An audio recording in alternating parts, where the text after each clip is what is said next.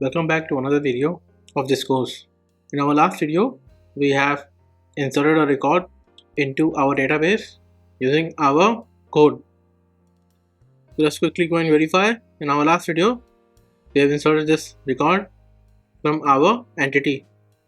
Now what are we going to do is we are going to fetch the record from our database. So we'll open our implementation class. Then here what are we going to do is we'll create a method called findById.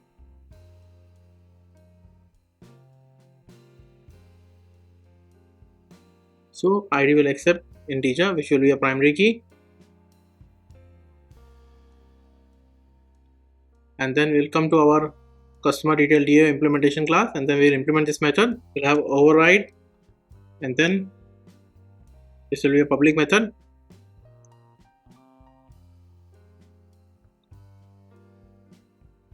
findById,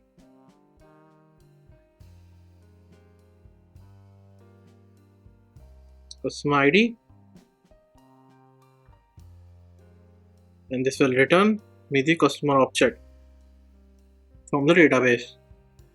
If you look for the customer, the return type will be of customer detail class.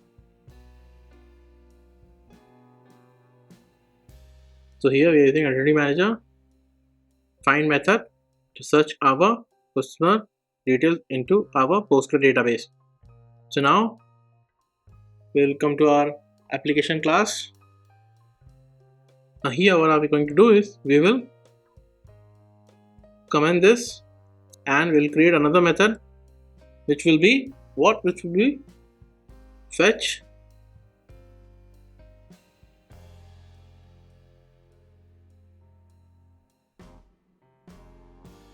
customer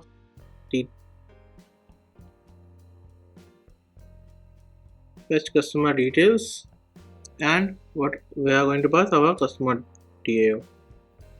So we will create this method.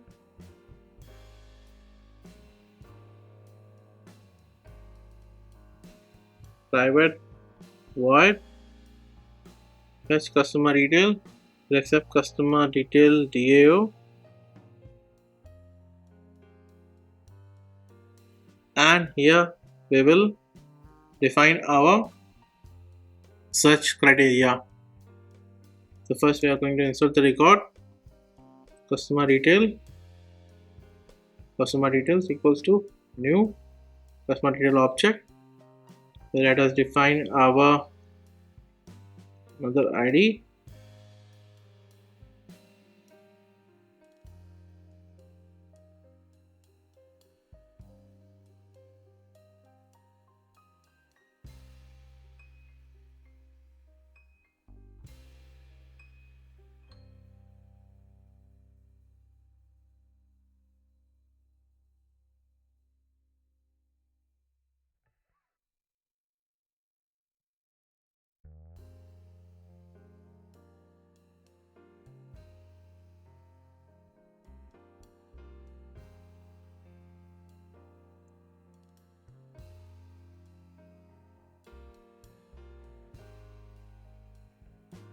Okay.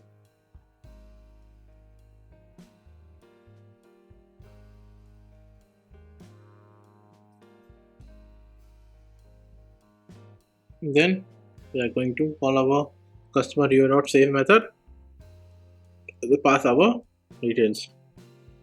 Then we'll create one integer ID, customer ID, which we are going to search for, customer detail dot get ID,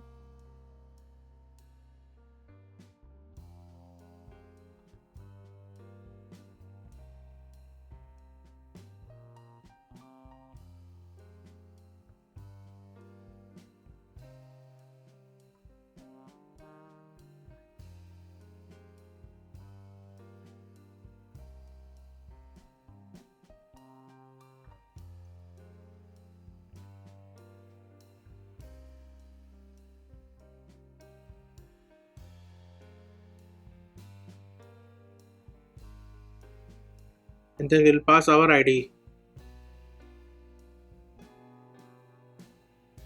Let us do some logging.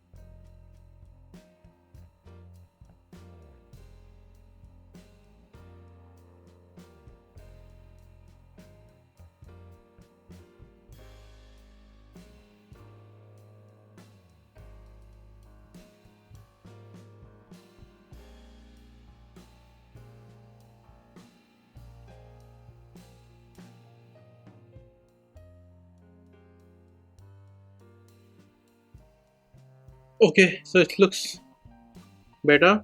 Now we will just run it and see what happens. So now just quickly run our application.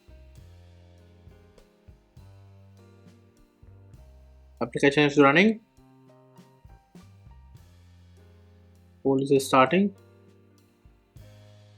Okay, now there is an error. So now let us read what the error is.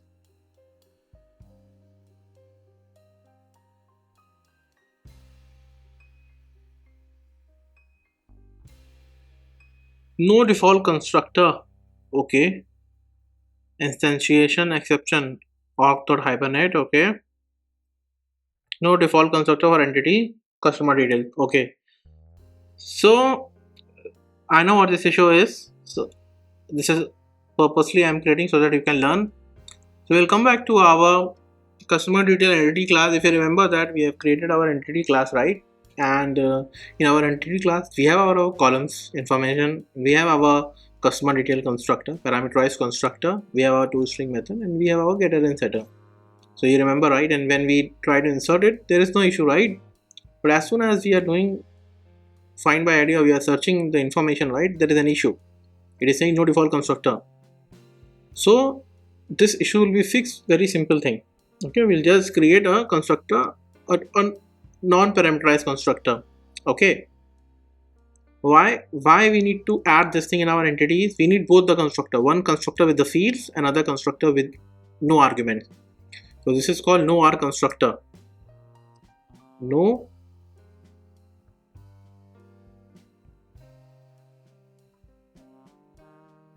argument constructor.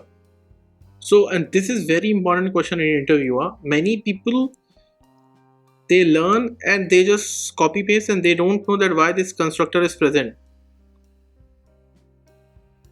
Okay, and they just copy paste it, and sometimes I have seen that students face issue that, oh my, I am facing issue, means my insertion is working fine, I am able to fetch the record, and then when we are doing complex object, right, this is very important. So this is required in interview. They ask, right, people just write it. People know why we need this constructor, they know why we need toString method, why we need getter and setter, but why we need no argument constructor? The statement is that Hibernate uses reflection, or JPA uses reflection, and reflection needed no argument constructor. So the definition is default constructor is used by JPA to create the instance for the entity class using reflection. So Hibernate, in a simple word, the reason we need no argument constructor in our entity class is that because Hibernate uses reflection, and reflection needed this constructor to create the instance. That's all. We needed this constructor. Now we have added this constructor in our entity class, and now we'll come back to our code. Okay, you see that our records were inserted, but it is unable to fetch it. So we'll come back to our database and we'll run our C. So our records were inserted, so that's not an issue. But when it is able to find it, so it is unable to find it. Okay, so now we will do one more thing, is that we will just change our record a bit. Okay, we'll make it, and we will just try to have a unique record so that it's easier, so that it's not later we'll have more logic in terms of so that we can identify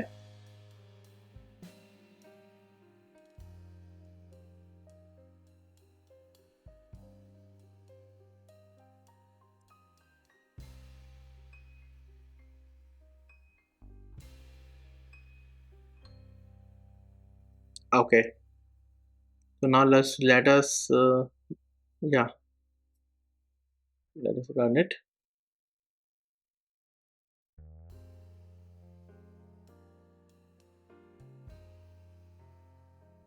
Okay, perfect. You see, it ran perfectly, and we have our customer detail, which we have inserted with this ID.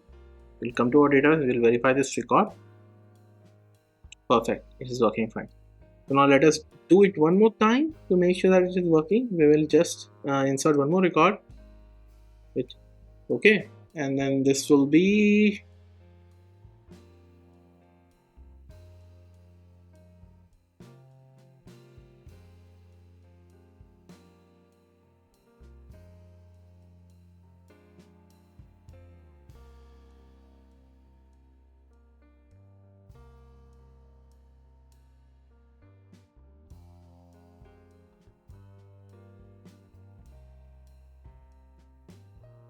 now. Let us run it one more time. See whether it's working.